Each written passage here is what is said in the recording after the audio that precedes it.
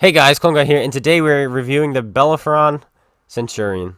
Okay, um, if you get this now, it's 7,700 gold, and you have 19 hours, at least when I record this. I don't know how much longer you actually have when this gets uploaded, so this is a little bit of a late review. Sorry about that, but you can get it for 7,700 gold if you choose to pick one up for yourself. Well, what is it? It is pretty much a Centurion 7-1.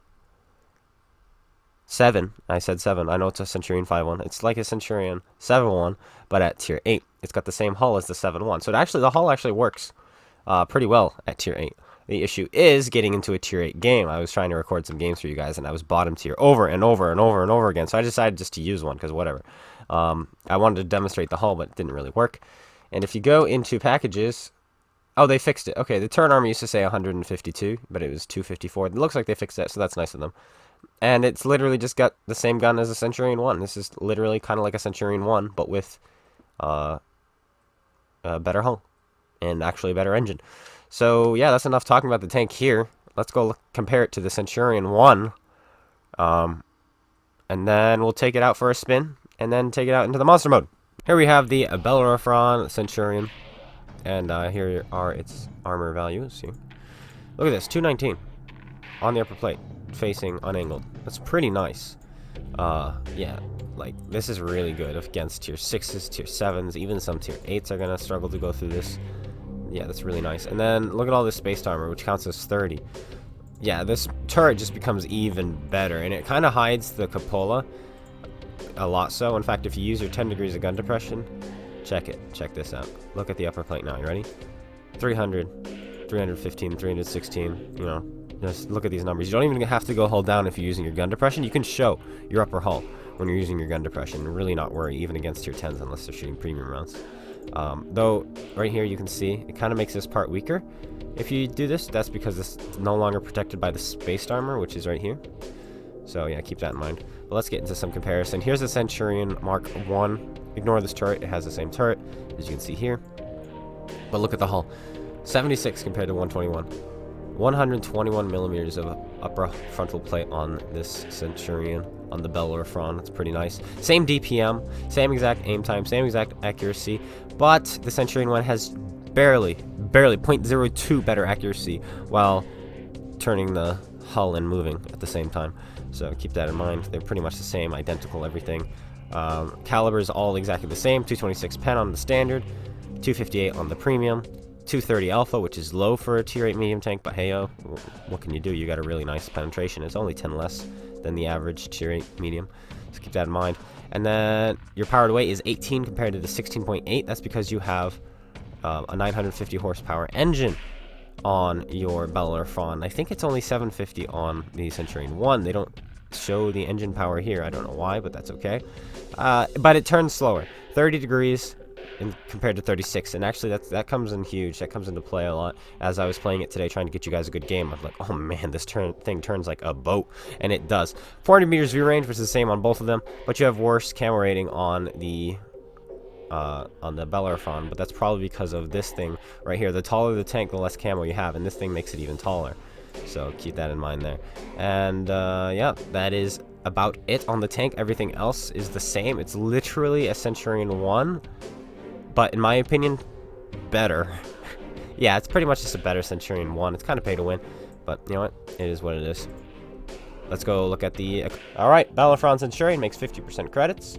150, should I say, so that's 50% more than 100.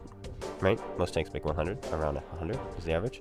And the XP earn rate is 115, which is 15%. So that's pretty nice. 15% is just a touch above average at tier 8. And 50% is just a touch below average. The average is about 51%. But most tanks have 50, so, you know, depends how you look at it. This could technically be the average, if that's how you look at it. So yeah, you do make some credits. It's nothing like the all the other British mediums at tier 8 actually make more than this. The Huntsman is 55, the Centennial is 55, the FE422P is 60, and the Atomic is 65. So this is actually one of the lower ones on the British medium scale, minus the Inferno, of course, which is only 30%. So we find ourselves on Overlord, and we are bottom tier. I could not find myself in the top tier or the mid tier today. It was just bottom tier, bottom tier, bottom tier, bottom tier. Everyone's playing tier 10. Tier 10 is really, really stale too. Everyone's playing an autoloader, spamming premium rounds out of their machines or the T-57 heavies or their super conquerors. Everybody wants to be held down. There's artillery. Tier 10 is kind of a bit stale, and so this game I decided, you know what, we'll use this one. This one kind of demonstrates the tank a little bit. I didn't get to use the hull at all, unfortunately. I really wanted to show off the hull, but I just couldn't, because when you're not top tier, the hull does not work. So being in a Centurion 1 would be no different from being in the Bellerophon, minus the fact that you have all this space armor on the turret, which is actually pretty nice, and you actually turn slower. So in a matchmaking like this, I almost would rather be in a Centurion 1, just because of like I said, the turning ability, which does kind of hinder this tank a little bit. We're going to try to fire the shell on here. Lead him up. No, we miss. We unfortunately do not lead him quite enough, and we miss the shell on the tank. You don't know what it's called? No, it's literally called tank. It's a mercenary tank. Called tank. It's tank, the mercenary tank.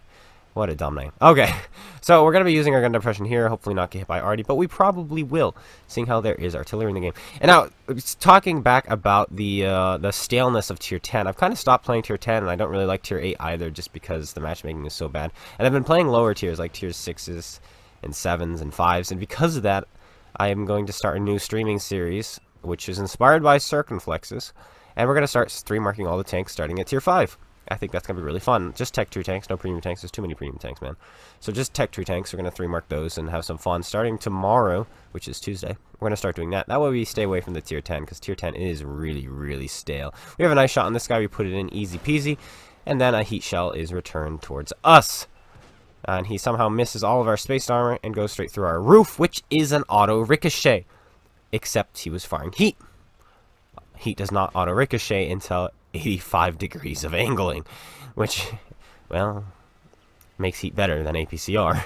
Heat, what people don't realize, is actually really, really good in this game. They're like, oh, it's weak. And it's not really weak. They say it's weak against spaced armor. No, it's weak against angled spaced armor. They say it's weak against angled armor. No, no, no. Once again, it's weak against angled spaced armor. Heat is almost always the better shell to use. You can track people and damage them as long as you're shooting them flat.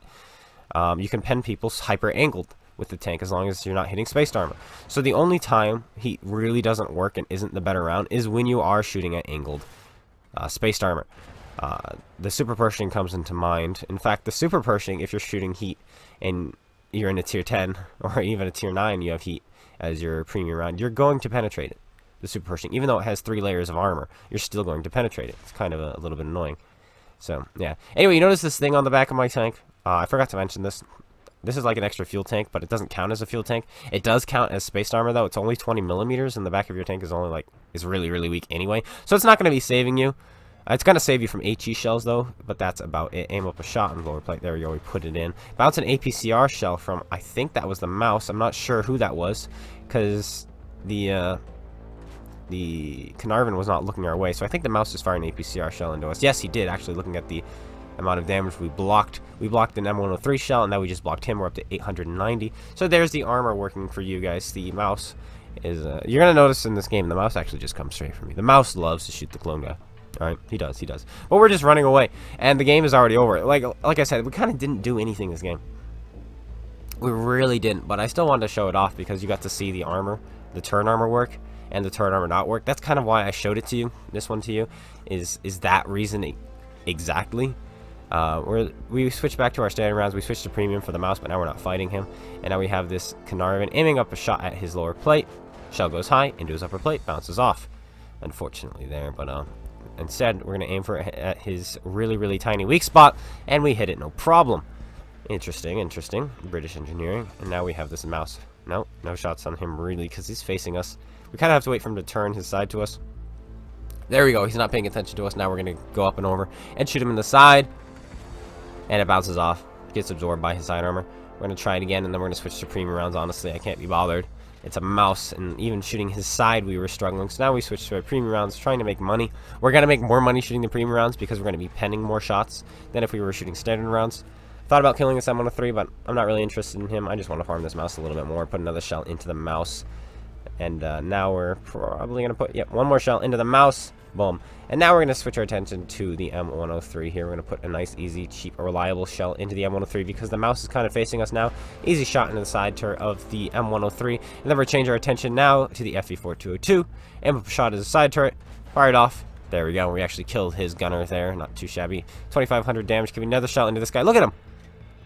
He really wants to shoot the clone guy. And another APCR shell from the mouse. But unfortunately for him, too little too late. He goes down right before we finish reloading. The mouse picks him up.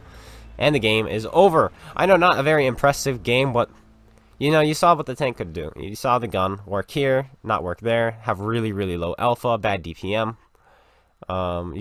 Then that's what's going to happen in these tanks you're going to be buying. If you buy a tier 8 tank, you are going to get matched up like this a lot. Okay, you're going to be in tier 10 after tier 10 after tier 10 game. Okay, because that's just how it works nowadays.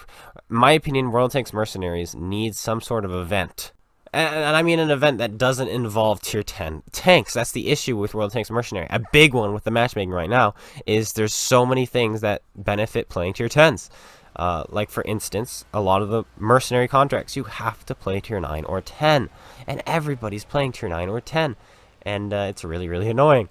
And then you have double credit weekends for tier 10. Again, you have all these things going on for tier 10. And sometimes in the forums, they have these events where, you know, cause the most damage at tier 10.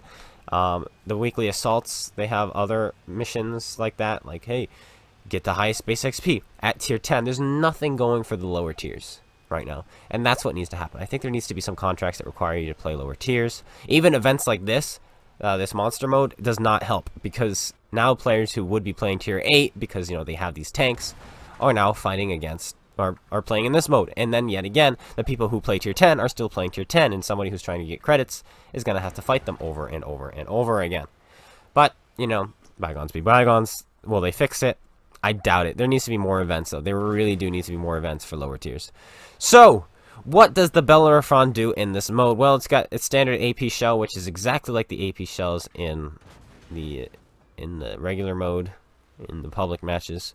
And then you have two different harpoons, one that pushes, one that pulls. We're using the one that pulls, which is the red one, and that one will pull tanks towards you. And this tank is not very good in the monster mode. In fact, it's actually kind of garbage in the monster mode.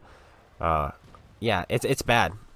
It literally is, because it has nothing really special. The pushing and pulling isn't very impressive, unless of course you Spartan kick somebody off of a dead Crafts Panther. That's pretty cool.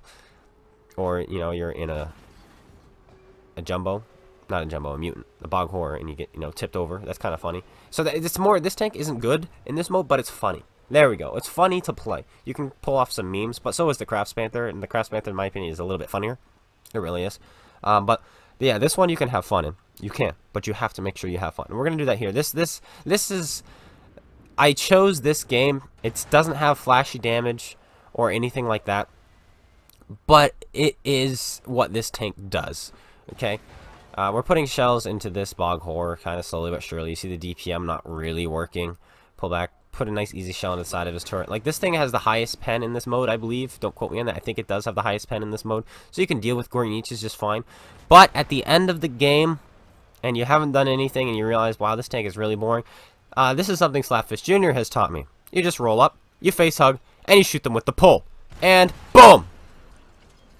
Easy. One shot. You kill yourself, yes, but it's hilarious. It is hilarious, and you can do that in the mode right there. That's a little extra something you can do, and that, in a nutshell, is the tank in the monster mode. That's it. There you go. The Bellerophon in the monster mode. It's a boring tank in the monster mode. It really, really is, until the end game, and you get to do that, because the gun is so generic. You know, it doesn't get anything special with the gun. But the tank is beautiful. I love the lightning on the tank, and I love the harpoon shooting out. I love the aesthetics of the tank is amazing, but then so are the aesthetics of the Alpine Tiger. That doesn't make the tank good, though, you know. So, yeah, there's that. But that's the game for you guys, the review on the tank. Is it worth it? Not so much for the monster mode. I think you're better off waiting for the Centurion 5.1 to come out unskinned. I think that one will be a better one to play as, but that's just my opinion. And of course, if you watch my channel, you're probably looking for an opinion, so there it is. Thanks guys for watching. I hope you all enjoyed. If you did, slap that like button, comment, subscribe.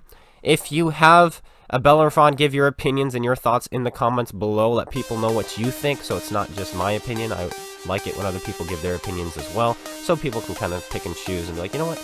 Looks like more people are actually saying this is better than what Fungi says, you know, that kind of thing. And I'll see you guys all later. Take care, everyone, and peace out.